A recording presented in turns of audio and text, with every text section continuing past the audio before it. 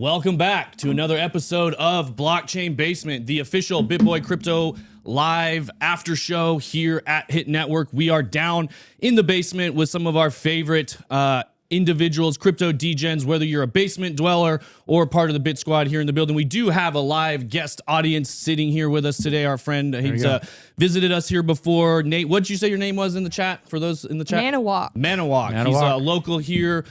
So big shout out to Mike Drill, Chemistry Bro, Crypto Thorn, Chef Crypto, Gata Life, Mr. Techno Goody, Razmataz, Chemistry Bro, Riddled with Puns, M-Fold, Ninja Baseball, Batman, all in there. And actually, if you don't mind, if you could pull that TV over towards you, watch the cords, but just on the wheels there.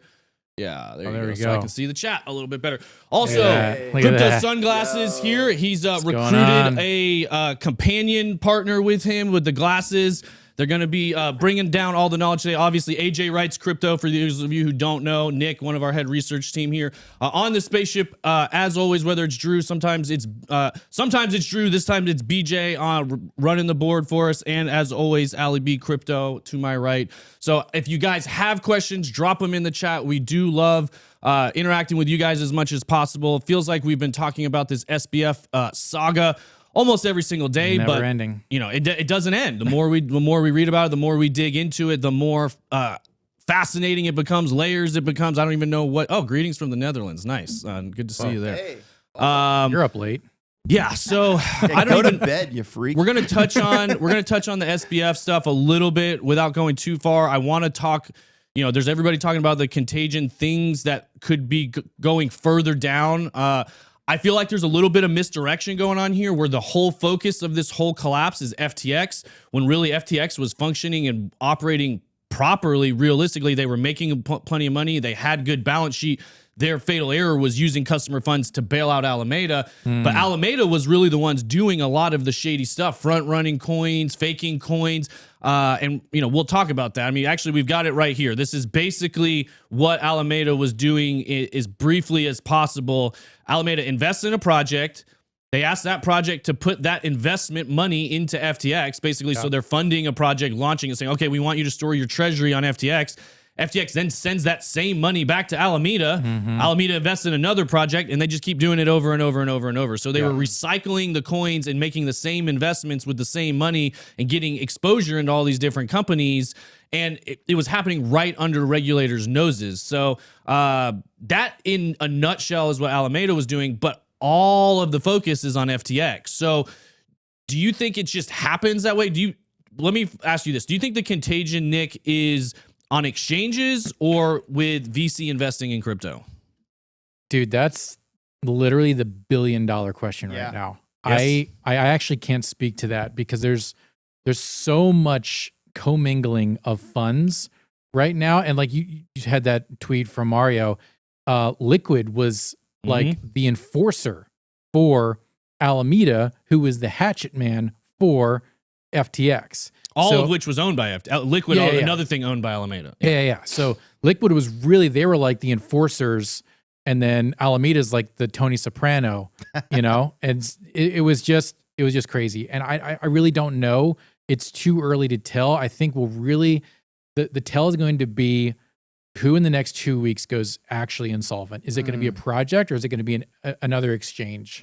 I did see there was another smaller one that went insolvent this morning. I can't remember. Was it?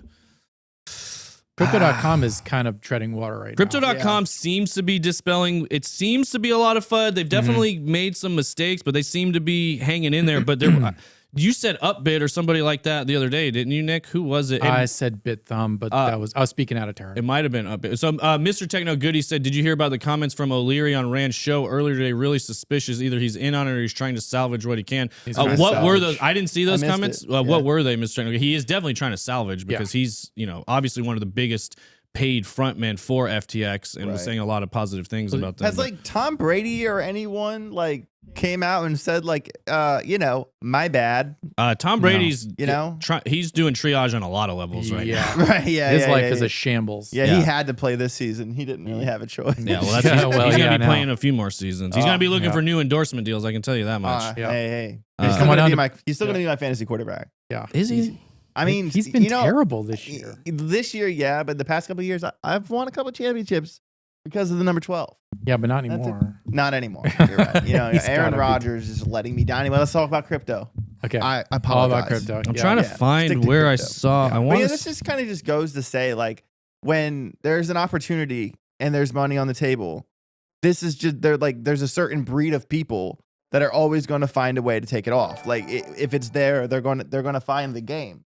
Yeah. You know, it's like I really like the Sopranos reference you made there. Like Mhm. there's always a hustle. There's always a way to look at this game in a certain angle to get that fraud going. And like Yeah. it's just a shame that regulation is necessary to stop this kind of stuff, but I don't want like the regulation window to open and then they break through the house and over regulate. Well, that's And what they're going to and try. Of Yeah. course. So like just I know we're going to cover that story about they're trying the digital dollar in New York. In New York, yeah. And it's just like already I'm just like, oh no. Like, That's going to be the canary in the coal mine Right. for CBDCs. I think it's going Right. to fall flat on its face, just like literally every piece of legislation that comes out of New York yeah. these days. Like they can't do anything right.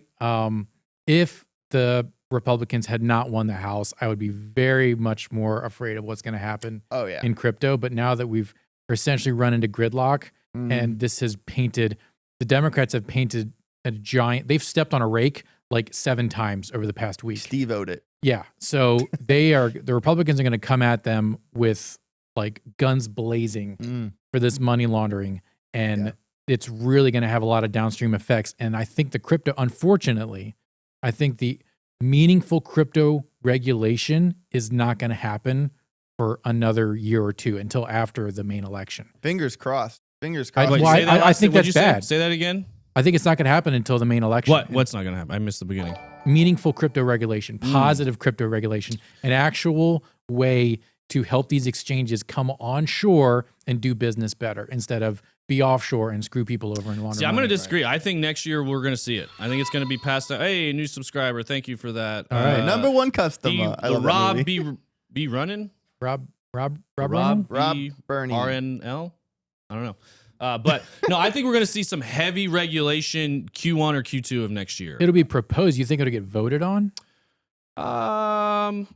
I think so. Yeah, I think we're gonna see. I think we're gonna see it get passed next year. Because it'll get passed. Yeah, I think it'll get voted on. I think I don't know if it'll roll out as far as being. It might go into effect 2024 or something like that. But I think we'll see the votes go out. I think it'll be put together because this is largely, from what we've seen so far, it's been largely bipartisan. I think both parties know. Like it started off, years ago, maybe one side or the other, but at this point, both parties know.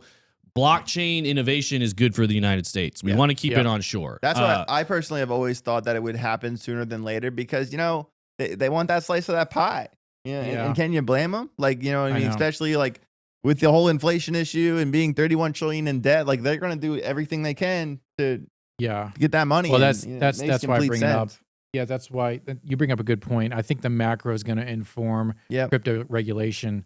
Like Facebook laid off 11,000 employees. Amazon is laying off 10,000 employees. This is the tip of these companies print money hand over except for Facebook, but they did it to themselves. That was until they spend it all. That was a self-inflicted wound. Yeah. Like if they were just operating normally, they were still just printing money hand over fist. But if those companies who are doing well are laying off people, there's going to be a wave of unemployment next year, and I think that's going to divert attention away from crypto. It's really dicey right now. If there was a unified government in February, we would have something, but that's not the case anymore. Yeah, we'll just have to wait and see. I think, there's a theory that a lot of this stuff is going to be used for regulation, obviously, or it was like intended for regulation. I don't think this was supposed to go down the way it went down. Hey, thanks for the gifted subs, Corey. You're true G, Mr. Hey. He's a Hardy. whale. Yeah, Nobody Corey- gets harder than Corey. that's Corey's for the sure. man. Corey's the man. Just ask his wife. There he is. Yeah, There it is. But with all this there's no way this is such a high profile case. That's the other thing I want to talk about is the mainstream media coverage this has gotten has been absolutely insane.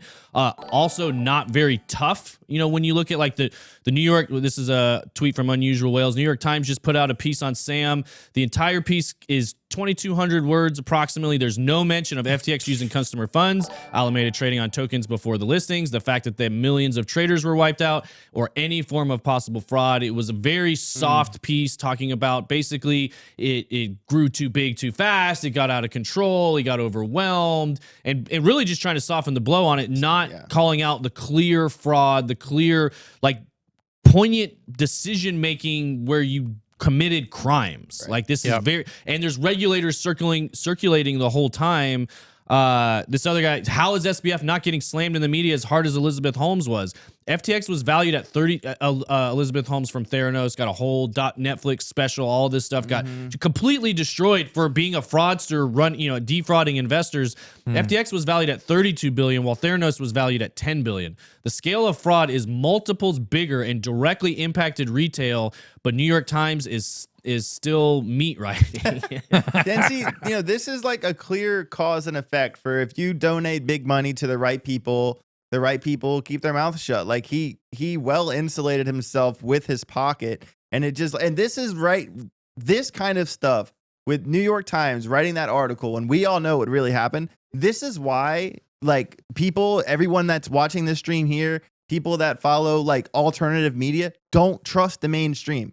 The mainstream will consistently lie to you. They'll consistently say, it wasn't a cover up when it wasn't cover up. Like, whatever you're getting is the most watered down version. So you want the truth. You don't want like all that BS. So you're at places like here. I listen to people like, like Ben Shapiro and stuff like that, because you'll actually get the real scoop rather than just the watered down version of the story. And it just, every time I see something like that, especially an example like this in mainstream media, I'm just like, great job, everyone.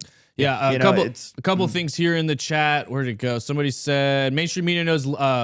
Mark Havas Payan. Mainstream media knows less about crypto than Washington, and that's about zero. I would agree with that. However, most of the time, mainstream media comes out totally bashing, destroying crypto. And I feel like if this situation was different, like they weren't kind to Alex Mashinsky, they weren't kind to Celsius, they weren't kind to Terra Luna, 3 Arrows Capital. Like they were talking about how this is a huge issue and problem, and they're not really on that same talking point right now.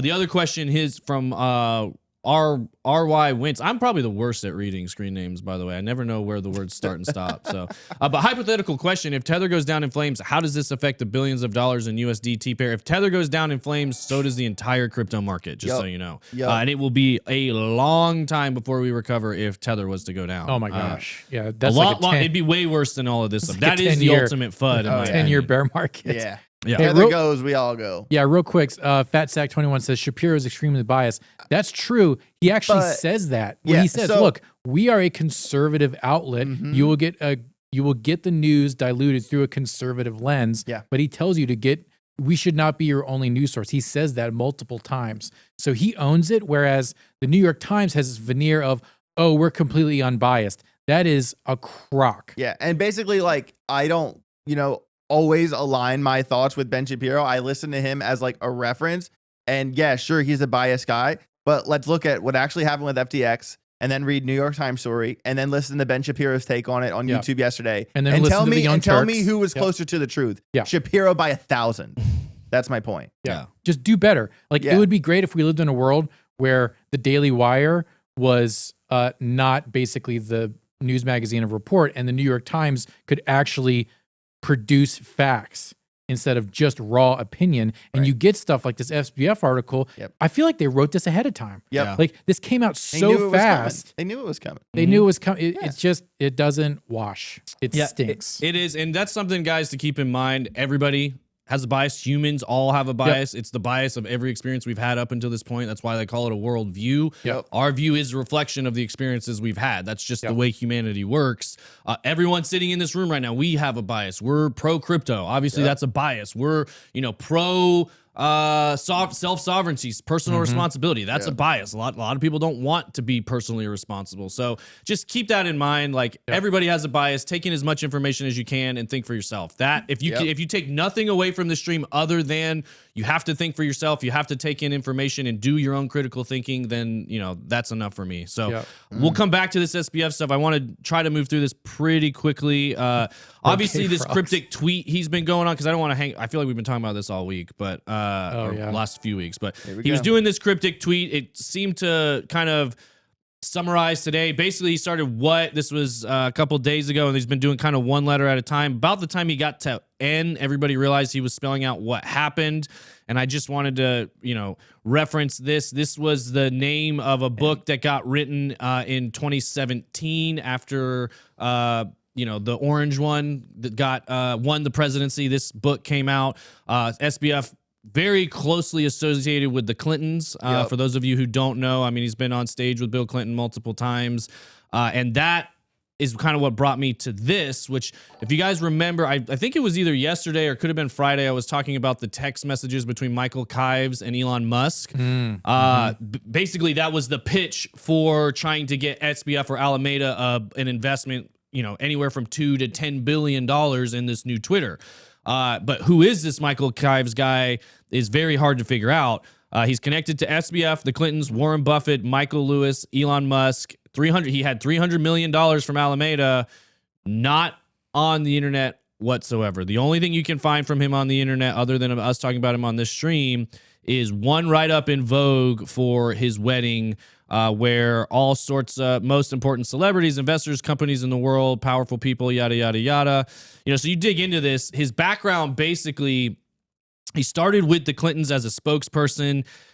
Basically, he was a spokesperson for Bill Clinton, I believe, then was a staffer for Hillary Clinton for years. After doing that for years, goes to CAA, the largest Hollywood talent agency, managed Katy Perry, Warren Buffett, Arnold Schwarzenegger, all very high profile, high net worth, political, celebrity type personalities. And now he's been running a hedge fund that was getting money from Alameda and was trying to get them involved in Twitter. So the more I dig, the more information I find, the crazier it gets. I mean, I won't read through this whole thing. It gets pretty interesting. You can find this stuff on Connor 0x Kanye, basically Conye. So check him out on Twitter for this whole thread. We should start probably I don't know, maybe put this in the description and when it gets up to other places. So by the way, guys, if you're watching here on Twitch, we really appreciate you guys. The Twitch crowd is our favorite. They give us so much interaction in all the chat. So make sure to watch us live on Twitch. If you're seeing this anywhere else after the fact, the live show is here on Twitch. So funny thing, TJ, CAA is essentially a hedge fund.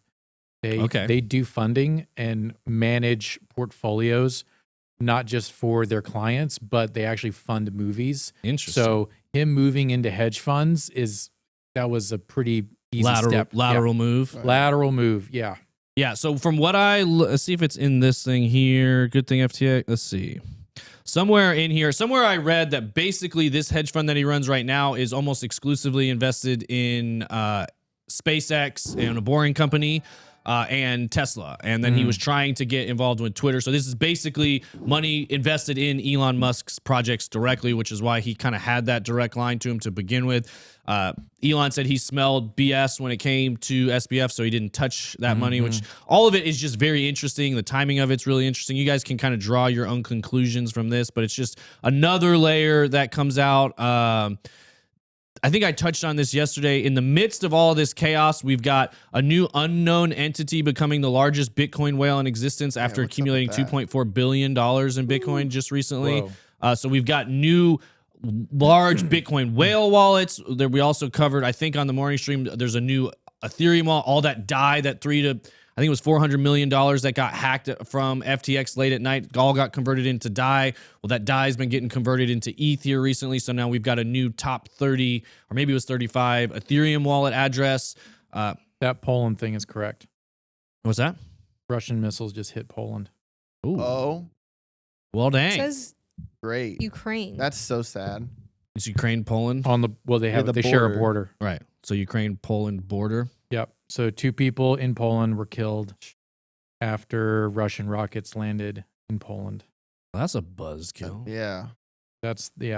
Can we talk about the whales instead? Well, that's Like, you should check the price of Bitcoin right now. That's true. We didn't do a market it's back watch. below 1,700. Yeah. Oh, you have it on your watch, you Yeah. weirdo. I got Bitcoin all the time. I can't I'm do like, that. what time is it? Oh, Bitcoin I can't time. do that. I don't know if that's healthy, Yeah. AJ. That is- No, actually, it's funny. The opposite this of healthy. morning, I like woke up. I like couldn't really open my eyes, and Yep. there was this light, and because Oh my gosh. my Straight- future's so bright. straight down. Yeah, Whoa. here it is. If That was you a wanna- Crystalia bit, by the way. That's my boy. Ah, That's your Wait, what? portfolio. Yeah. Oh, your portfolio drop. I Going want straight this down. move. There we go. Down into Yeah, it's the... Bitcoin. Is this active? Dude, these sunglasses are Yeah. are Am an I getting effort. a lag on my display? We can't see. They're an effort. Oh, whoa. For There some it reason, is. Let's it's go. not updating when I. Tank it. There it goes. Connection. Article 5 NATO is incoming. What is Article 5? I Chat. don't know. Prepper Crypto. Hey, I know that guy. Drew, tell us what's going on. Tell us in chat what's going on. Yeah, it Because looks this like could be the 10K move. I hope so. Every time the price goes down, there's like this little voice inside me that like touches his fingers and goes like, Yeah. I gotta get like real. Was it Get real silly. the Bizanacci one? He's like, dumpy. No, no. There's Uh-oh. like this gift that's in my mind There it of like goes. a raccoon, and Hi, he's like, crispy chicken. Yeah. Whoa. yeah, there it is. There's the Let's chart. I was trying to go. move it out of the way so. Is that the 1 hour? Oof. That's the 1 hour. Give me some of that. You want something Some of smaller? that 15-minute. Wait, are we not live right now? No, Yeah, we're live. There you Oh, go. There's I the We've 15 been minutes. minute. tell. bro. I thought it went down for a sec for some reason. No, well, it was. Yeah, my display was having issues. There you go. So there's, Gotcha. here, There you here's go, what we've been basement. experiencing the last, Y'all just made history with us live on the stream. World War III breaking out. Yeah. Welcome to the suck. All right. So, okay, realistically, do you feel World War, okay, we'll shift. We'll go geopolitical here. I was going to go into some more things that would crash Bitcoin, but World War III definitely could crash Bitcoin. Nick, likelihood that World War III is breaking out as we speak versus another false flag, false information, or, just a ruse, so to speak. Oh gosh. I would say because Russia just lost Kherson, they're spoiling for a fight. So they need this to go. They want this to go bigger so that they can deploy some type of nuke, just a small tactical nuke somewhere, because they want this to happen really bad. You really think they want to do it? Shoot a nuke? They want to do a small tactical nuke over an action, not over like a population center, but over an open battlefield, just to send a message. They want that. They want the fear. What's the message? The message is, we're going to nuke you if you don't give us Ukraine. Yeah, we need more vodka. That's the message. They want they don't want no concessions. They want all of Ukraine, and they want it now. Yeah. That's what they've always wanted. Ugh. And the U.S. just today told Ukraine, now that the money laundering operations out of whack, right? They said, you need to start negotiating with Russia. This was after they just won a bunch of territory. So why would Ukraine start negotiating when they just won Kherson, which was a hotly contested area? Why would they go to the table now? They have Russia on the run. Well, what's Russia going to do when they're backed into a corner? They're going to do the thing that they've been wanting to do the whole time. Putin wants Press to that flex. button. Putin wants to flex. He's not going to do some ICBM. He's not going to do that because China's like, no, that's China cannot have that. No. But something small and tactical, I think, is in the cards. So Yeah, I'm looking up here. Unusual whales. Russian missiles hit Poland, killing 2. This is a developing story reported by the Polish news outlet. Yep. Story still developing. Poland has conveyed National Security Committee meeting in response. Here's the story here. Development 2 rockets suspected of being fired by Russian landed in the Polish border. Yeah, interesting. Suspected of being fired by Russia. Like, who else would have actually fired them? well, there's Bulgarians that are fighting there with them. Something like that. There are American troops there too. There's a lot of American troops on the ground in Ukraine right now, and you would know that if they're all over TikTok, posting videos. This is Goldman interesting. Sachs created BRICS in August 2001. Yeah, we've covered that. So let me I'm gonna kind of try to tie all this together. Goldman Sachs very closely, owns Circle, which is the creator and issuer of USDC. We covered a story this morning that Circle and Apple Pay have partnered, which we think is going to be part of the digital rollout of USDC becoming the digital dollar. I know they're testing something in New York. I don't think they're going to use. I think USDC will be the United States version of a digital dollar, and they can use Circle as its central bank. They trust Goldman Sachs. They've been working hand in hand with the government for a long time. He mentioned BRICS banks there. For those of you who don't know, that's Brazil, Russia, India, China, South America. They've put basically those are large economies that aren't part of NATO right now, or the Western money mafia, if you want to call them. So they're starting to create their own kind of trading amongst themselves in order to operate on global economy, to interact in global trade. South Africa. Yeah, South Africa. Yeah. I said South Africa, didn't I? It's South America. Oh, my bad. South Africa. But I think they're adding Venezuela or something. So BRICS. BRICS is the alternative basically to using the petrodollar. And it's been around, like they said, since 2001. It's been getting a lot more momentum, obviously, as of recently. And that's part of what starts really getting me into some of these conspiracy theories. I had this whole thread here by Corey from Swan, which he says, he called Luna and Celsius FTX well before they collapsed, should give him some credibility. It doesn't, because he's called literally everything a scam, in my opinion. That's not Bitcoin, so it doesn't really add credibility. However, his thoughts on A16Z being very similar to Alameda, I thought, there could be some relevance there. That's a hot take. I know, it's a pretty good take. And I don't necessarily disagree with it. And it's something else. Why don't you disagree with that? Because I do. Disagree with A16Z operating. You think that they're a bad actor? I do. I think they've done almost everything that Alameda's done. I don't necessarily, he's citing different coins that they've pushed. And I think they pump and dump, so to speak. I think they front run coins. They use insider information, which is all not technically illegal because it's all unregulated right now. So I think a lot of the hedge funds operate very similar to Alameda. Now, this is just my hunch. I don't know this for a fact. It's just the way I feel. I don't think it's uncommon for hedge funds to use every piece of information and piece of leverage they can for sure, to maximize their gains. That happens in the regular hedge fund world. Exactly. That's what I mean. That's how banks operate. They own everything, and they use those things that they own to make themselves more money over and over and over. And that's where I feel like the exchanges are getting all the attention right now. Everybody's asking exchanges to prove that they're trustworthy, that they've got the funds, that they're not doing anything shady, when the hedge funds were the ones doing the shady stuff. And so I would be pushing more to look into the hedge funds. But we'll skip past this. Really, what had me interested was some of these low levels of, we've got this new price point of 13K in the crosshairs for Bitcoin on a TA level. A lot of people are looking at for a breakdown to the 12.5, 13.5. We know confirmed MicroStrategy's margin call level for Bitcoin is 13,500. So that would be talk about liquidating the number one Bitcoin holder on, in existence right now, at least openly, publicly known Bitcoin holder.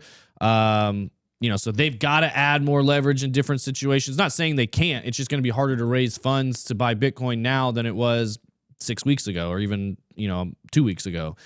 It's just the Bitcoin price action right now is just one of those things that, my whole thing was this whole summer, we put it into June low, and then we kind of went through the summer into the beginning of the fall, and we were just we have to hold that floor. We have to hold that floor. Is the bottom in? That was the entire question the entire way. And the whole time in the back of my mind, one, I didn't think the bear market was over. And two, I told myself that if we lost the floor, all bets are off. And that is literally where we stand right now. Crypto is basically going to enter some sort of free fall until macro is going to affect it. The war could affect it. There's all these elements that could play a role into it. And people have been messaging me on Twitter, and they're like, hey, Algorand hit 23 cents, or is this the bottom now? And I'm just this isn't the right question right now. Yeah. You know what I mean? Because people want to know, should I still be accumulating or not? Yeah. And it's just it's such a, AJ, can you put the glasses back on? It's bad for the brand if you have them off. Thanks. Yeah, but Yeah, that's just bright. it's just not professional that you would even bright. that you even do that on camera. Joe, but that's fine. I'm so sorry. Joe Stockman said false. They wouldn't get liquidated. They can go as low as 3K. They can go as low as 3K, but they have to add a lot more collateral in order to do that. So they won't immediately get liquidated at that price. They have options. They have to buy a lot, put up a lot more collateral. More so they don't get. They can lower their liquidation point even lower. How long have you been in crypto, AJ? 3, 4 Last years? week? Oh. 3 or 4 years. RY Wentz question: what type of regulation would you like to see? Proof of reserves would be great. I saw in an article that Chainlink is looking to address this with tech. Yes, Chainlink and supposedly Vitalik is working alongside CZ to help proof of reserves, Merkle tree with tech and data, where it'd be very easy for everybody to see completely the both assets and liabilities. I want to point that out. A lot of exchanges are coming out showing their assets, but it's the liabilities that really matter. Like, yeah, you might have 1 billion coins, but have you sold those 1 billion coins 3 times, 4 times, or just once? And that's what everybody really wants to know. So that's one thing. As far as crypto regulation goes, what I would like to see would be somewhat of a council, like a new committee. Like we've got the Commodities Futures and Trading Commission, that's the CFTC for regulating commodities. We've got the SEC for regulating securities. I think we need something new for digital assets. I think it'd be good to have that put together with a combination of whether it's, some people with crypto industry, blockchain understanding experience, some people with, obviously some government regulation, people that have experience in that, and getting a council, so to speak, that votes on and puts this stuff together. They're commissioned to create the regulation, not just a blanket like, hey, we need something quick and apply it across everybody. That to me would be something that could move us forward in a positive way. May not be as cut and dry, but that would be a solution that I think the crypto industry could get behind, the regulators could get behind, and Wall Street could get behind, and it would all work together. What do you think, Nick? Do you think thoughts on that? I mean, what you've got is correct. I mean, there is always going to be the Oracle problem. That's just a long-standing problem within crypto when it comes to what Riddle with Puns says, talking about proof of liabilities. You could put your proof of liabilities on the blockchain via Chainlink, but there's like a Karen that has to go and look at what the liabilities are and enter in that data. So you run into that problem. It's going to take active management no matter what. It's the transactions, the blockchain is trustless, and that's beautiful and it's wonderful. But when it comes to, as soon as you are no longer your own bank, you have gone outside of the crypto ethos and you've brought on the same amount of complexity that's in the banking system. So it's going to take active management. It's going to take regulation. It's going to take multiple third parties. There should not just be one auditor. There should be multiple. Like when you're giving to a charity, charities should have multiple accreditations from charity auditors. Like you should not give to a charity that has one auditor and one certification. There should be multiples of that. So just like there's a terrible example. Just like how there's TransUnion and Equifax for your credit score, there should be multiple agencies that are verifying liabilities and your assets for exchanges. Yeah. Riddle with where did it go? Yeah, but how do you do proof of liabilities? That's exactly what Nick was saying. The only way would be use a third party, which requires trust. Yeah, I mean, we're going to have auditing firms and things like that. Oh, that was what I wanted. FatSack21 said, most of these regulations already exist. They're just not enforced. Can't leverage customer funds is a standard one. And that's a great point. For anybody who's looking at this FTX situation coming out saying, oh, we need regulation. We need regulation. We've got regulation in place for everything they did. It's clearly a crime. It's clearly fraud. You can't commingle funds, period, cut and dry. I started in real estate, and that's 101. They pound that through your head. Somebody hands you an earnest money check.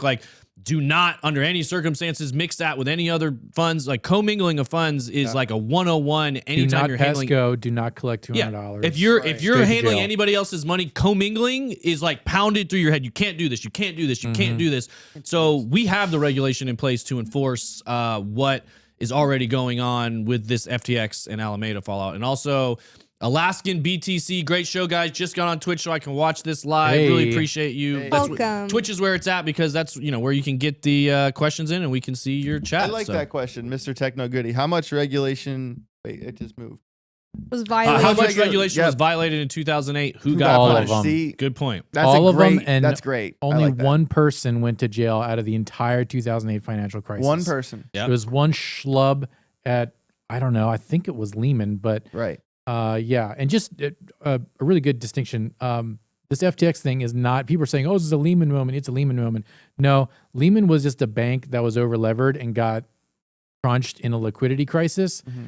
This is an Enron. This is a crypto Enron. Enron was out and out fraud. Mm-hmm. So don't make sure, and I know it's on crypto Twitter, like smart people are saying this is a Lehman moment. No, this is an Enron moment. Well, there's a reason they got the CEO who took Enron through their bankruptcy to take this one through theirs, because when it's fraud, you got to do special things like burn the whole thing to the ground, hack yourself, like what we saw happen. They stole all their own funds. Mm-hmm. They nuked their own app. They destroyed as many records as they could. Like, this is clear fraud. And they're not even hiding it at this point. They're basically admitting it. The statement from Caroline to the all hands on deck team basically said this happened months ago. They're trying to isolate who has exposure to it, who's, like trying to say only a couple people knew. That would help if there was like 100 people working there, but there was like 5. Right. There's like 10 and they all lived in the same house. Yeah. Like, we really think. And other things. Yeah. Among a.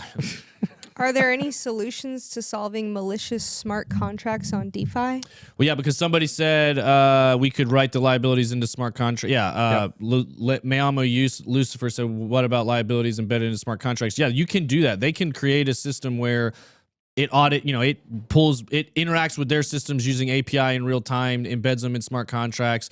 Are there any solutions to malicious contracts? Not really. I mean, that's like saying, is there any solutions to viruses on the internet? Like, sure, you can do things to protect yourself. You can have good operational security and be careful, which is the same with smart contracts. And as I would say, the programming languages get better and better, as the blockchains themselves get, the developers get more experience, you're going to see more secure contracts getting written. We've got auditors, obviously, but no, there'll always be people, as long as data and internet exist, there'll always be people writing malicious software trying to, take advantage of people that might download it. We got a text just the other day where it's, oh, you're, what was it? Is it your AT&T bill or your UPS package has been delivered? I'll click this link to see where it's at, or, for the tracking. You get a lot of those around the holidays, guys. You're thinking, oh, I didn't order a package. What is it? And then you click the link and then boom, you just got phished or something. So just be careful with any of those kind of links. Be careful running. And obviously with smart contracts, they're like, it's software, but there's there's a lot of actions, a lot of steps that can be done if you're downloading malicious things with malicious smart contracts. So just be careful. The only thing to do is audits is really the only thing I know. BJ, do you know anything about malicious smart contracts? Any ideas other than auditing and just time going by till they get better? Yeah, no. Okay. Yeah. Not that man, I can never read the bottom ones, guys. If you want, Corey, you're gonna have to say 2 more things to push that up above that camera. Not that age really has anything to do with anything, but from now on, we should probably be more cautious of empires companies ran by dweeby-looking 29-year-olds. That's fair. Yes and no. That's a fair point. I agree. I don't think age has too much to do. I would say we should have look at who they surround themselves with. Because the more we look at this, like, there's red flags everywhere, and the statements they were making, the things they were doing, the way they were acting, it's like it's our own bullish bias, I think, that got in our way. We're talking about biases earlier. Like, at the beginning of the year, we were looking at FTX thinking, oh, this is great. They got all the U.S. people on board. It's the insider track. Like, it's clearly going to get approved for regulation in the United States. They bought all the politics. Like, they're doing what they need to do to succeed in the United States. Like, this is going to be a good project. Yeah. I want to make sure that we're not, seeking into ageism, because it's like a pretty common trap, especially for new industries. Like, as Riddle with Putt says, corrupt 60-year-olds are much safer. Well, look, a corrupt 29-year-olds who subscribe to effective altruism are obviously not that much better. Yeah, correct is corrupt. When you go on Alameda Research's website, which they have shut down now, but beforehand, everyone was under the age of like 35. And when there's that sort of homogeny in your life experience, that's a red flag. Just like if it was your hedge fund is run by all guys in their 70s, that's a red flag because they don't have varied experience. You want that mixed bag of experience. You want old wisdom because they got more XP, right? Like, they just have more life experience and they're less likely to be manipulated, but they can be more corrupt. The opposite side of the coin with young people, less likely to be corrupted, way more likely to be. And that's what it looks like maybe at this point has been going on. I don't know if it's manipulation. Feels like it. It feels like he was a pretty good tool, great crypto trader early in Bitcoin. We can set him up with his own exchange, run all this money through it. Nobody will be the wiser.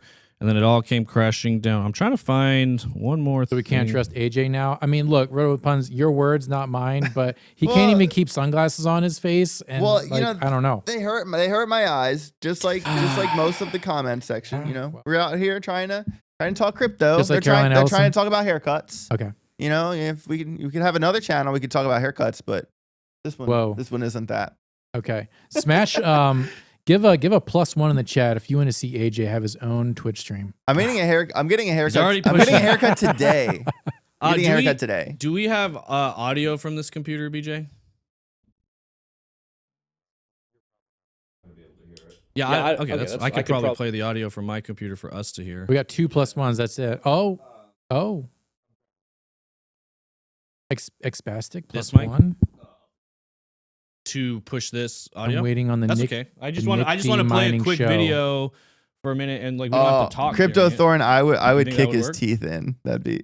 Wait, who? SBF. AJ versus SBF. Oh, sign me up. No, so AJ you know what? as SBF. AJ as SBF. I thought it said VS because the camera's in the way.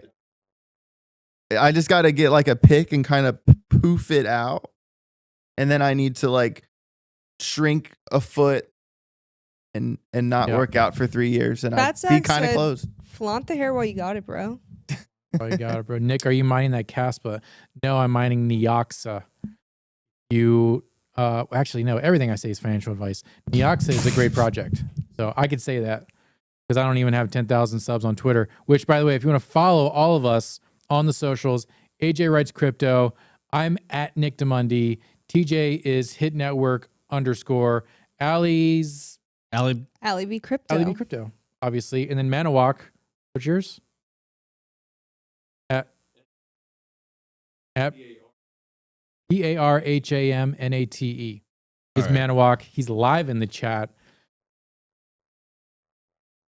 And then there's the Biscuit Jesus if you want to follow BJ. Or we got a raid. We got a raid of 22 from Sim Sam. Welcome. Sim Sam. Welcome, Sim Sam. Welcome to the blockchain basement. What's up? Yeah. Nick, what happened when you hurt your back and took an ambulance? People are so... You know what? First of all, Gata Life, I appreciate you even asking because literally no one in this office ever cares about how I feel or what's happened to me. That's not true. I ask you about your weekend all the time. That's very true. No, I actually slipped my L4, my L5 discs. That's right. And I continue to get massages, and I'm okay. That's what we do here in the basement. Right after this show, Nick walks right off set onto a massage. That's true. That's how we have a chiropractor and a massage person that come once or twice a week. Best half hour of my day. Yeah. Every day. Yeah. Except for mine. BJ, Rye Wins. What makes Cardano better than Ethereum, if at all? ? Charles. How much time do we have? Charles. That's my answer, Charles. Just give us 45 seconds. One, it's actually decentralized. Right? Facts. I could say that for a while. I think Plutus and the smart contract platforms are far superior. The EUTXO model, which is phenomenal. The scalability, the actual security of it, an actual staking mechanism. I'm in it. NES pool? NES pool. NES pool. Yeah. Ben and Charles have touched. And have touched. One more. O'Doyle rules. O'Doyle rules. Yes. Great ending. I was going to say JPEG Junkies is a Cardano NFT project. Let me see. They probably broke 300 since the morning stream. They were right at. There was only 5 left. Let's look at JPEG store. Oh, yeah. JPEG. Wait, broke what today? 2 or 3? 300 floor. 300 floor? Should I sell? We minted at 69. That's 69. crazy. I bought it 50. JPEG Junkies floor still sitting at 294. Wow. Nakudo, I'm a fan of Ergo. I'm gonna sell them all. All right, let's try this, guys. I want to wrap up my conspiracy theory. Just a little context. I was taking it all the way up the ladder with A16Z and these hedge funds. Silvergate, for those of you who don't know, is considered basically the crypto bank. I'll give you a little context on them in the beginning. They basically bank They banked for FTX. They bank for Gemini. They bank for Coinbase. They bank pretty much all the big crypto exchanges. And so generally speaking, when you follow the money, and again, this is conjecture. I just saw this first thing this morning. I don't know for sure anything necessarily bad about Silvergate. We'll hear what this guy says. That's Mark Cahotes. Yeah, let us know. It's who? That's Mark. Yeah. Yeah. So let us know if you can hear this or not hear this, because we're testing this live. So testing it live. Oh, you hit play? Hold on. Pause it for a second. Well, guys, send. The source is frozen. Let me try this. No. Gosh. Send us your Poland updates. Shout out to Poland. If you're in Poland right now, send me a DM. Let me know what's going on. Oh, God. Here we go. Oh, God. What this command line developer tools? We are falling. Yeah, we are. We are falling what is hard. the price? I wish I shorted Optimism right before the stream started. I was looking at it. I just didn't click the button this time. What's the price, AJ? Optimism is a Bitcoin On price? Bitcoin. 16,654. Optimism's a skosh over 90. AJ, you're playing Call of Duty after this? Is that true? Yeah, after What? this, You're gonna be playing with I'm gonna go hang out with Joel. We're gonna like raid Nice. these people over to his stream, and and I'm just gonna shoot everyone I see directly in the face. Yeah. And then if they shoot yeah. me, I actually don't feel the pain, and I respawn right away, and then I try to get revenge, just like every trade I make. We should stream the Neoxa GTA 5. That's actually a great idea. Oh, is that when you have like the Batmobile and stuff? They have like the server. That's the I'm thinking something Neoxa else. server. You earn Neoxa while you play Grand Theft Auto 5 online. Oh, there's this GTA server that has something to do with like you buy like these NFTs, and then there's like a server that you play in GTA 5, and then you can like drive like a Batmobile and like all this. I forget who did it though. I wrote about it in a. All right, we're gonna try this again. I just We'll forget. see if this works. It should hopefully work. Tell us if you can or can't hear this. And there's something else that came to my attention on Friday that I want to warn people about, and it's a stock, and it's called Silvergate, and it's symbol SI, and they're the financial so-called bank that allows all these transfers and things to happen. And they have about $14 billion with a B in deposits, and they're largely from these offshore entities. And get a load of this. They transfer last year $1 trillion between these offshore entities and customers. $1 trillion off a 14 billion deposit base. And this name was brought to my attention by who I think is the best bank analyst on the planet, and that's Porter Collins of the Big Short fame. And he thinks they're in the process right now of having a run on the bank. And they put out some bogus press release on Friday saying that FTX was only $1 billion of their deposits, and they didn't have any loans to them. And the stock went up after ours Friday. But as Porter said to me, it's a deposit story. It's not a loan story. If they lose all their depositors, there's going to be a run on the bank. Yeah, so it's not just FTX either. So, I mean, that's the whole point. It's not FTX. They do business with the worst of the worst. And the crazy thing is, these guys are so stupid at SI, right? The CEO's son-in-law was the head of risk, so they figured out something was wrong. And before FTX went bankrupt, this is what they promoted.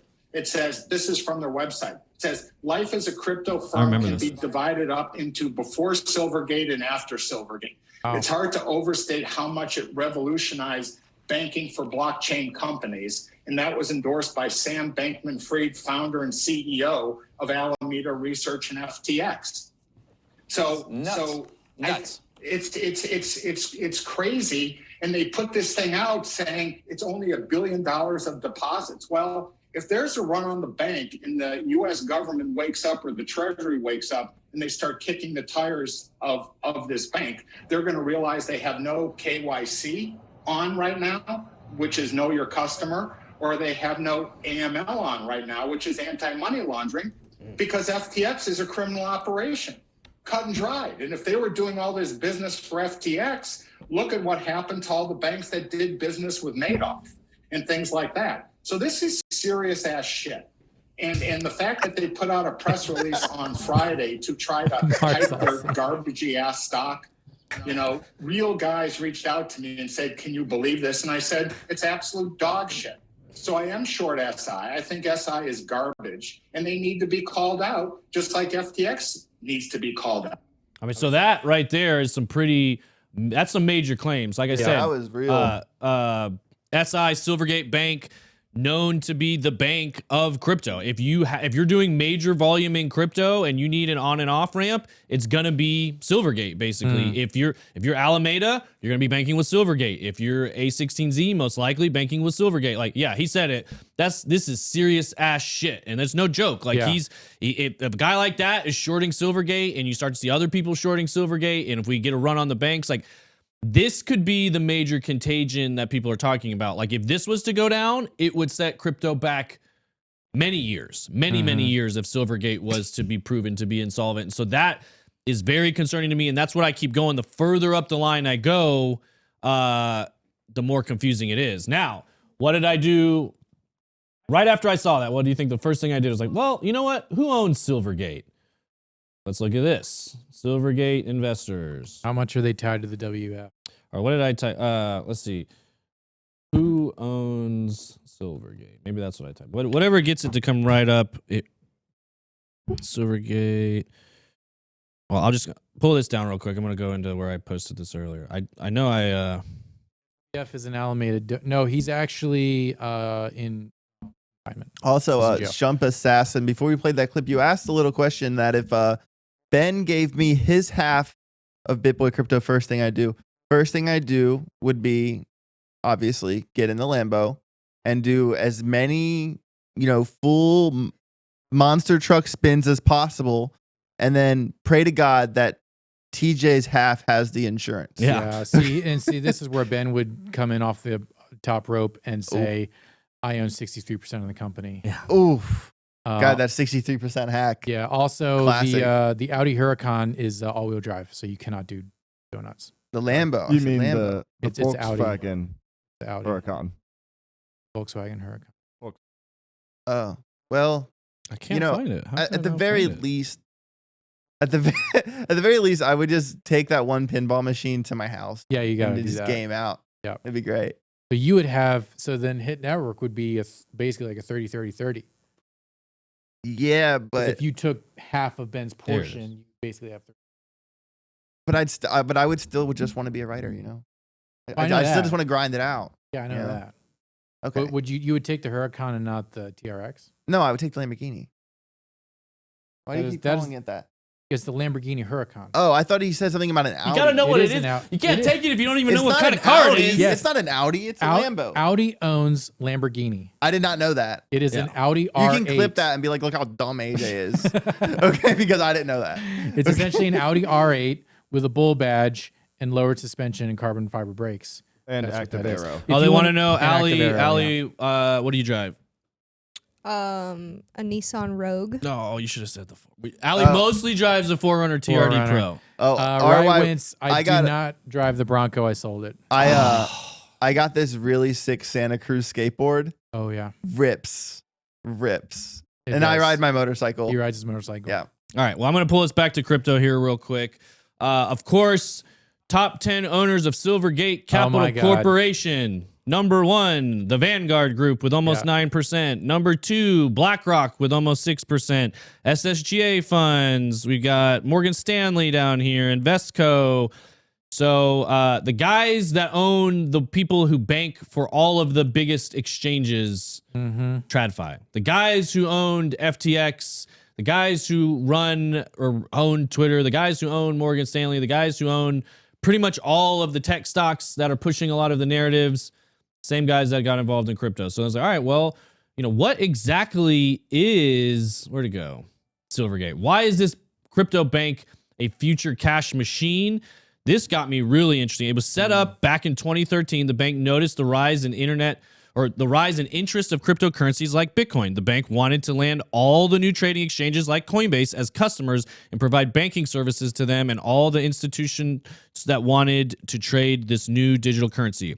So Silvergate created an exchange network, or SEN, to enable these clients to trade Bitcoin and other forms of crypto 24/7. The way it works, institutions that want to trade crypto open an account at the bank.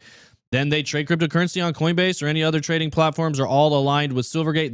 The platform handles the crypto exchanges while Silvergate handles the transfer of the dollars into the customer account. So you go on Coinbase, you execute the trade. I want to trade some Bitcoin for some dollars. Great. You know, you execute that trade. Now you're sitting in USDC or USDC. You want to convert that to actual US dollars. That's where Silvergate steps in and actually helps get you money into your bank account. It's been an immensely profitable venture for Silvergate as it's getting started. All of these funds are in trading accounts at the bank, and Silvergate doesn't pay any interest on deposits. That's key. Whoa. So this is a windfall for the bank. Consider for a moment if inflation takes off and interest rates began to rise. High interest rates are very beneficial for this bank. Since Silvergate doesn't pay any interest to the holders of its trading accounts, it will be more and more profitable as interest rates go up. Bang. So this was set up in 2013 to kind of front run what was coming with the new digital asset, rise in this nation. Before inflation started going up, before interest rates started going up, it was perfectly positioned to be a windfall bank if we started to see inflation and if we started to see high interest rates, which we all know we're seeing in record numbers right now. Yep. So, we won't get into, the rest of it basically just gets into their profitability and some of that kind of stuff. So we've got these guys coming out saying they're not too impacted by what happened to FTX. We know Voyager banks with them. Gemini banks with them. We know Coinbase banks with them. We know basically any large entity here in the United States, but obviously all around. TJ, can you link to that article? Yeah, we'll try to put the link to this when it gets posted later. Or actually, here, I'll just drop it in the chat for you guys. So if BlackRock and Vanguard own everything, who owns BlackRock and Vanguard? Yeah, Don't answer that. Yeah, You're not allowed. We're not allowed to say that on the internet. You guys know those names. I don't want to get Red Shield. Yeah, it's Red Shield. Put it this way, just ask Kanye. Yeah, Easy knows. Easy knows. Or there's never mind. Yeah, the famous family. Yeah, they've operated under a couple different names. They've got a U.S. name that a lot of you guys know. Yeah, Voldemort, the one who shall not be named. Red Shield. There's a declaration that says Lord and then his name from the 1900s. Mm-hmm. Let's look at this. Actually, I'm going to see if we can figure this out live on. There was actually a pretty awesome 4chan post about how Irish guys run a lot of the major banks. Like the CEOs of the major banks in Europe are all Irishmen. That's kind of hilarious. Isn't that crazy? Yeah. And then this one guy from Ireland just replied and said, delete this.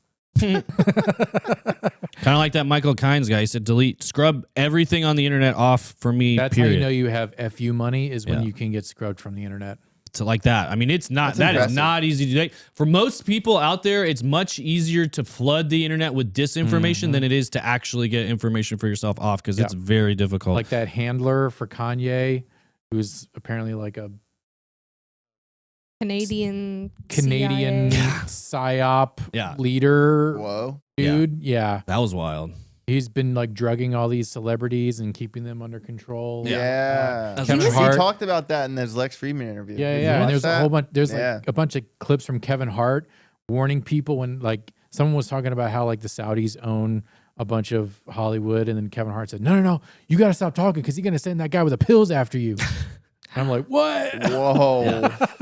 He was Brittany Murphy's trainer. A lot of famous dead celebrities. Was it Mac Miller? Was it Mac Miller's trainer as well? Mac Miller. Yep. Yeah. That's crazy. Yeah, you didn't hear that story? You gotta handler.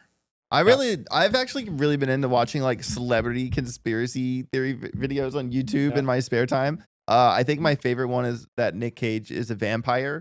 That one rips. Or Beyonce's in the Illuminati. Well, also quite no, I'm a subscriber to that one. Or that Travis Scott, that whole Astro World was like a big like satanic ritual. That one rips too. I pretty much believe. I was gonna that say none of these sound up. like conspiracies, AJ. Yeah. I think these are all proven facts. Sorry, I'm just telling the truth. I went through 4chan and downloaded all those POV videos, the people with the cell phone videos from that Travis Scott concert, and he's like on a crane out over the crowd, and the people are like, they're dying, and he's over top of them singing and looking at the scene happen. Whoa. Hey, I didn't AJ. know he was on a crane. What's up? So we've been to some shows before. Yeah. They're kind of hardcore. Yeah. And those people are usually considered kind of violent, right? Well, you know, you grow up getting in hardcore What happens fights. when somebody almost gets knocked down? When they almost get knocked down? People What do- grab what do- them and pull Yeah, them they up. pick them up in a Pick 'em mosh up. pit. You're talking about, yeah. Oh yeah, I know. Immediately That's pull them that up. dude. That's so true. You said that because I was like, anytime someone in a mosh pit like falls, like we all pick them up. We don't just like trample them and like, Right. sorry, you To death, 15-year-old yeah. kid. Like, who does that? That just shows how like crazy that show must have been. Because like Yeah, the I mean, capacity was when it's supposed to controlled by be Satan. Yeah, it gets crazy. 50,000 for the whole stadium, but they were 50,000 just in that Yep. strip there. So it like was over capacity. I don't know.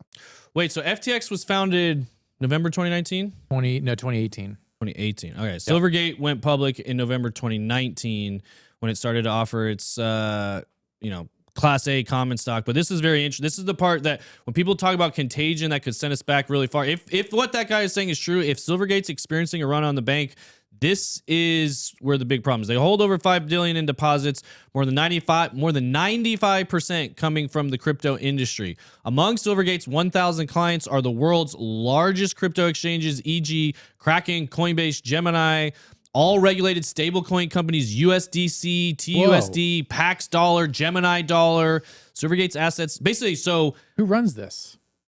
BlackRock and Vanguard. No, like who's the CEO of Silvergate? CEO of Silvergate. Let's see. I bet you if you take his name and type in the words WEF. Oh yeah, I'm letters, sure they're aligned with this. With I know Alan Lane. Now that Lane. sounds like a Bond villain. If I've never, You know, heard my one real before. name's Well, who Alan. is, I don't want to talk about it. Is Who's it really? the guy that does? He's like advisor to the president right now. Used to run Silvergate. Here's the conspiracy. Alan Lane, Avril Lavigne. Oh, because she Shut has a down the clone. stream. Because she Shut has a down the clone. stream right now. Oh no. Because she actually died, but then her clone took over and married Mod Son. Weird. Whoa. Yeah.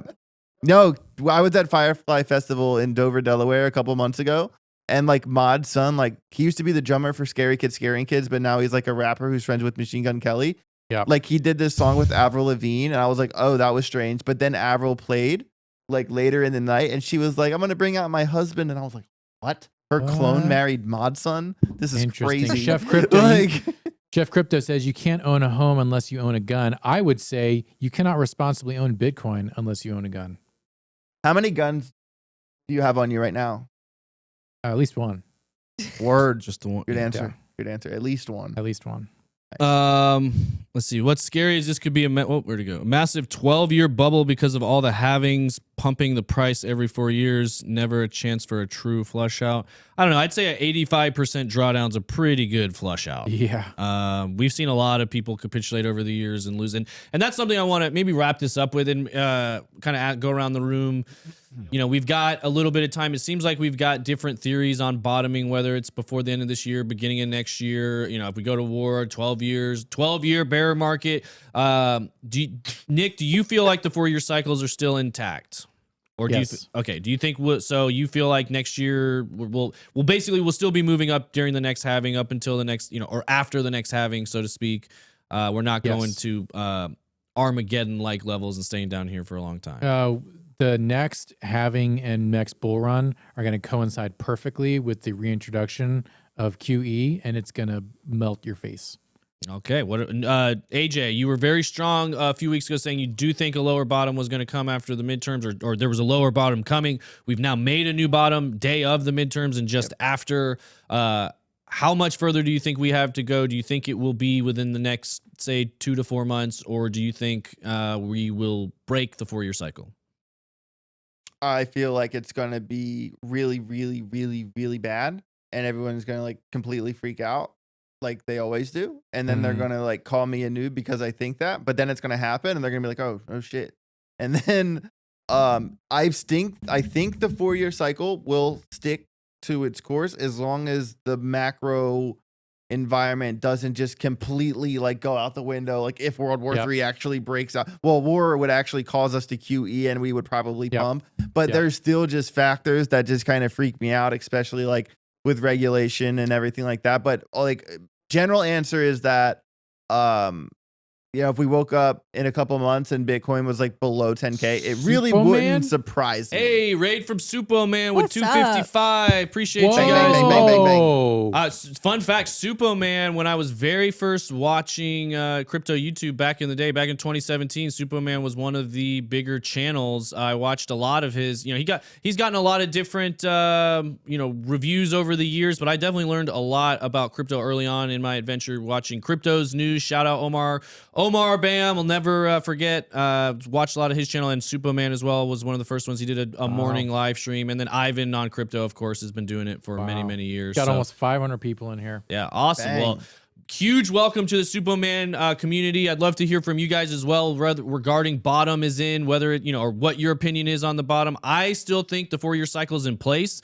You guys were talking about war. I think it was Arcane Bear that one time on ATB broke down, or maybe it was just on Twitter. I saw it. He broke down kind of the buying the pre-war dips, if we're going to war, if this is the start of World War III and we dip going into it, a few months after, generally speaking, there was one war, I can't remember which one, that was an outlier, but almost every single time over the last 100 years or so that the United States has started a skirmish, so to speak, it's been good for markets because they, like AJ was saying, QE comes back, they print a lot of money, and we're back to bull market behavior. And obviously, what is war? War is spending. War is making guns and tanks and buying things and shoveling all kinds of money all over places. So, if they're trying to do some money laundering right now, a good global war would be just what the doctor ordered to move those funds around. Since war never changes. Looks like their crypto scheme just got blown up a little early, so they're trying to figure out how to cycle things in more. So,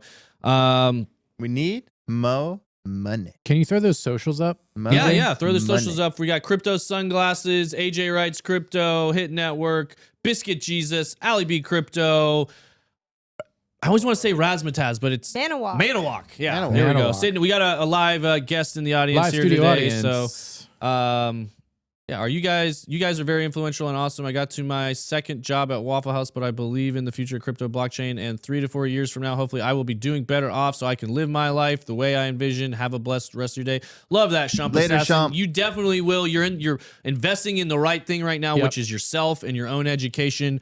Learning about this market is one of the best things you can be doing right now. It's clearly the future. It's where we're heading. So don't let all of these other... like this drama and this craziness shake you out. That's what it's designed to do. We can see the world elites have been positioning. I live in TJ's head rent free. You sure do. That's hilarious. It is. That's I don't know why. That was good. Yeah, Crypto Thorn. Dream of that for me. Have a good day, Shump Assassin. Yeah. Thanks for coming. Welcome. Keep it snazzy, dude. Love you guys. Love everybody in the basement. You guys, my heart has always been with you guys. You are always my favorite people. We chatted more in the basement chat, just me and you guys, when it was just 30 of us for such a long time. So welcoming all of our new friends, but the OGs, I'll never forget. So we love having you guys here. Like playing games, like doing all that kind of stuff. So like I was saying, we're sitting at 16.7 right now. It looks like we've definitely flipped 17 into what we were hanging on to as a dear support. Seems like it's going to be a new resistance for us now. It's going to be hard to break back through that 17K level.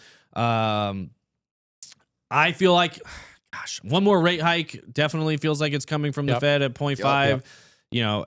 Depending on where we're at right before it, I could see that pushing us down to those 14K levels. We know we're getting scary low to some really scary levels once we get past 14. And, people that could be stop loss hunting, MicroStrategy, it's definitely a risky play because there's more collateral to add. But that's a scary thing that a lot of trading veterans have said. Until MicroStrategy's really sweating, I'm not going to say the bear market's in. I'm not going to say we've seen full capitulation. Oh, another thing I was reading this morning, we talked about a little bit on the show, the average mining cost sitting right around $16,000. We talked about that, I think, yesterday or Friday. So, again, these levels between 16 and 17 are really, really key bear market capitulation points. Was it AJ, the 85% drawdown, is that at 10,000? That's at that 10,500 number. Do you remember? I guess I think from all-time high to 14 is only like 80%, and that last 5% is that 14 dropped to 10, I believe. But I can't. Don't quote me on that. I think that's what I read. Yeah, I have to look at it again. Spin the wheel on the next exchange. Oh, one went down today. I saw it on Twitter. It was a smaller one. Maybe it was Liquid. Liquid went under, which we knew was run by Alameda. A lot of other ones going to be filing here. We were saying today up to 1 million potential creditors on FTX and Alameda, which is just bonkers. It's absolutely insane. 1 million people that they owe money to. And this is a good time to say, like, with all the insolvencies happening, like we've seen what happened earlier in the year when, companies just started to drop like flies. Price action goes way down.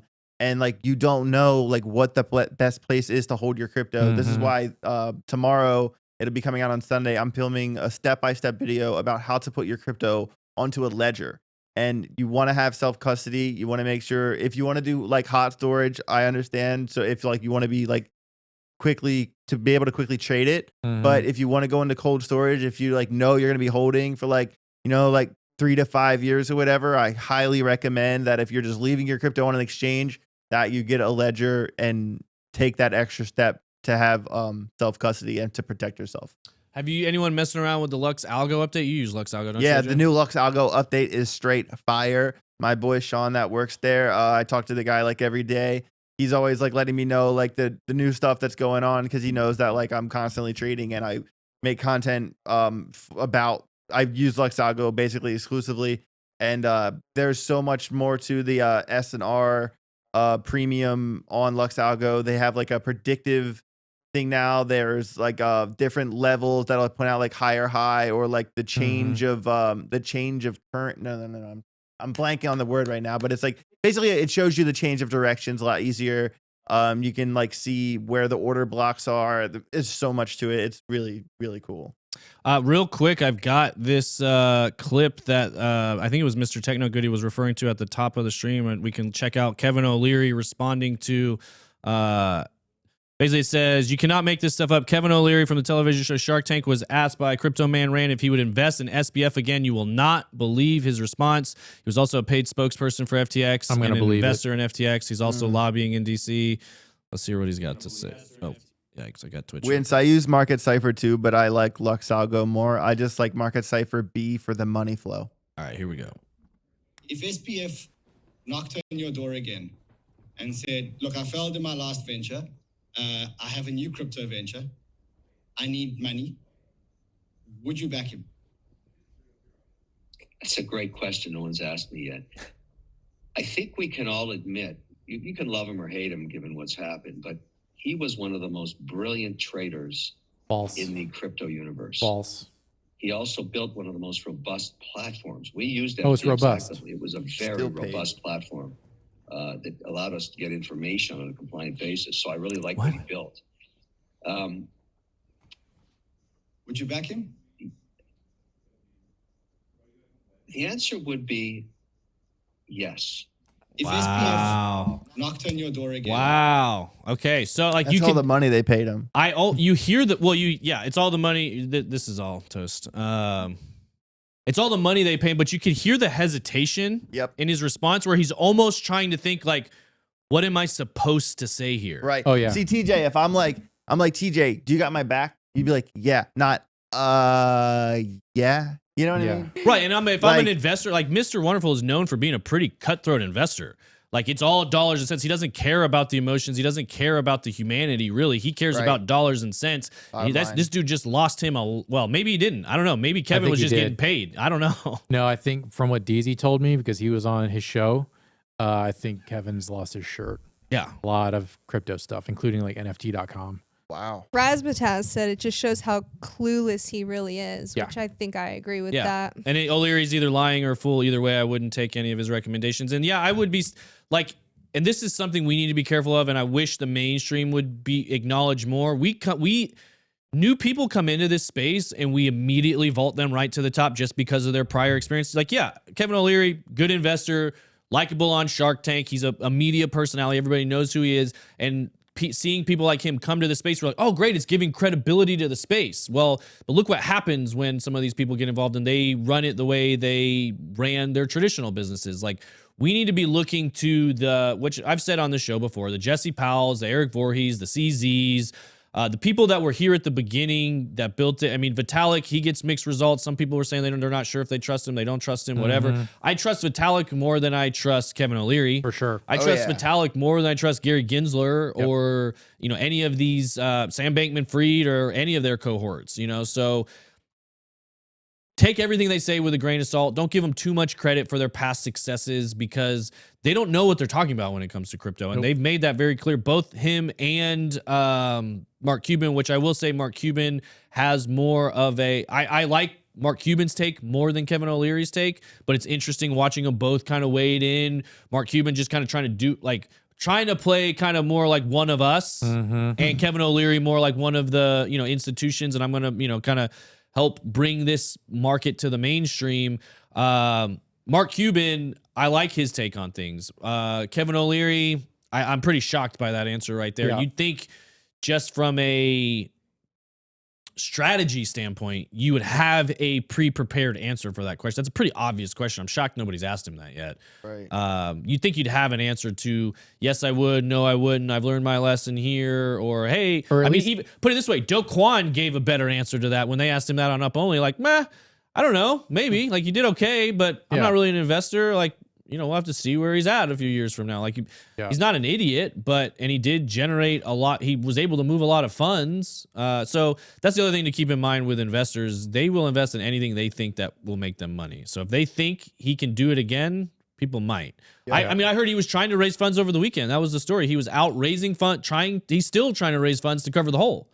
And I heard the reason Suzu has reappeared from 3 Arrows Capital, the reason he's started to show up again and kind of try to whitewash his reputation in light of SBF is because they're trying to raise funds to do another hedge fund. Wow. And so until people stop giving these people money, as long as they believe, hey, you're going to do better with my money than I am, they're going to keep funding these guys. And I think we got to move forward. We got to mature as a space. We need to self-custody. We need to have it all comes back to passing the buck. If we're not taking if you're not taking responsibility for your own financial future and you're trying to pass it off to somebody else because you think they're going to do it better than you are, that's the problem. You need to start taking ownership for yourself. You need to research for yourself. You need to learn for yourself. You need to invest for yourself. You need to custody for yourself. And if that scares you, you're going to fall behind. And that's just the bottom line truth is if you don't want to take the ownership for yourself, there are many other people who are willing to step in and fill that gap for you. And they're going to be the ones that benefit the most for doing that. So you might as well start now